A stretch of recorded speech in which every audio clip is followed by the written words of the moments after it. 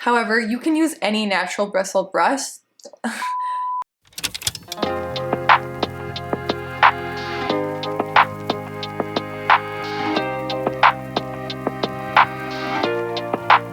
Hi beauties, thank you so much for joining me today. Hope you're all doing well. If you're new to my channel, welcome. My name's Cassandra and I make videos focused on natural lifestyle and clean beauty. If that interests you, hit the subscribe button and be sure to turn on the notification bell. I would love for you to stick around. You can also check me out on Instagram at rngdbeauty. So for today's video, I'm going to be sharing with you everything I've learned about dry brushing and how you can take your dry brushing game to the next level.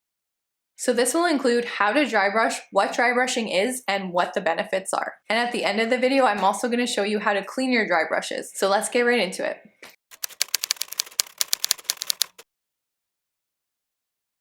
So what is dry brushing? Dry brushing is an incredible and invigorating self-care ritual that's been around for thousands of years. This ritual of stimulating the skin by dry brushing has been used in several cultures from Ayurveda to ancient Egyptians, Romans, and traditional Chinese medicine. These cultures use a variety of different tools to practice dry brushing. Today, it's the use of a body brush with firm natural bristles to gently massage your body in an upward motion. And of course, your skin is dry while doing this, hence the word dry in dry brushing. The result is brightened, softer skin that better absorbs moisturizer. So what's so great about dry brushing? Number one, it boosts circulation. If you notice your skin is red after dry brushing, it's not a result of irritation, it's actually a result of increased blood flow. Your body is simply pushing more blood to those areas. Number two, it aids in lymphatic drainage. Aside from leaving you with glowing skin, dry brushing can also help with lymphatic drainage. All blood carries lymph fluid, which filters through lymph nodes. Dry brushing speeds up the rate of blood pumping, which helps get the lymph through the body, therefore removing toxins and pathogens more quickly. Number three, it exfoliates dead skin. The result is increased cell turnover and more smooth and radiant skin. And lastly, number four, dry brushing can also help plump the skin. Many swear that their cellulite is less noticeable due to the temporary plumping effect that dry brushing has on your skin. However, I doubt that it can actually remove cellulite permanently. It does have a nice temporary effect. So how often should you dry brush? I find it beneficial to dry brush every day. This is totally up to you and how sensitive your skin is. Recommendations vary from every day to twice a week. So one of the ways you can take your dry brushing game to the next level is investing in a copper and zinc energy brush. Copper helps with the formation of collagen, increases iron absorption, and plays a role in energy production. Zinc plays a role in hormone production, energy, and growth and repair. It also improves immunity and digestion.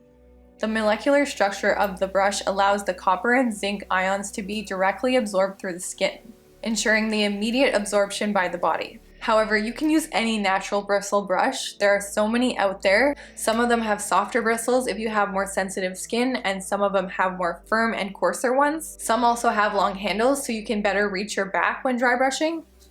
I have both a face dry brush and a body dry brush. My face dry brush is specifically designed with softer bristles that are perfect for the face. Another way you can take your dry brushing game to the next level is to incorporate essential oils. I really love this essential oil blend called Verve Tonic by Living Libations. It's made specifically with dry brushing in mind. Here's a list of essential oils that can enhance the effects you get from dry brushing, like increased circulation, lymphatic drainage, reduced cellulite appearance, better digestion, mood boosting, and increased energy. Simply add a few drops to your palm and rub your dry brush over it to evenly coat it before you brush your body. So of course dry brushing is done naked, so I can't actually demonstrate it for you. Instead, take a look at this detailed image showing which direction to brush each part of the body. This is a great reference if you're new to dry brushing. Here's a list of steps to articulate even further. Number one, dry brushing is best done before showering to wash away the exfoliated dead skin. Number two, apply slightly firm pressure as you brush. Number three, start at your feet and work your way up, brushing in long strokes upward. When brushing the abdominal area, work in a clockwise circular motion, encouraging the flow of digestion. Number four, always move in the direction of your heart with the exception of your lower stomach, which is beneficial to be brushed downward from the oblique to the pelvic area. Number five, for the face, brush in circular motions moving upward from chin to forehead. Brush your neck downward with the same face brush. When it comes to washing dry brushes, I have two methods. The first method is water with a couple of drops of Castile Soap. And I also use a couple of drops of tea tree oil for the antibacterial properties. So you take your dry brush and then move it around for about a minute. Make sure you don't get the wood wet. Okay, that should be good. Next, you replace the water in your bowl with fresh water just to get any soap residue and tea tree oil off. Move the brush around for a few seconds to make sure all the soap is off. We'll put it over here. Grab a towel and then dry your brush face down like this so that no water drips into the wood of the brush. You can also dry your brush in the sun. That's another really great option. So method number 2 is using boiling water. Ugh. Of course, I spilled some. So you can also use a couple of drops of tea tree oil with this method as well. That should be good. Just submerging the brush without touching the wood again. And you don't have to do this for very long, just maybe 15 seconds or so. So now I'm just adding some fresh water to remove any of the residual tea tree oil.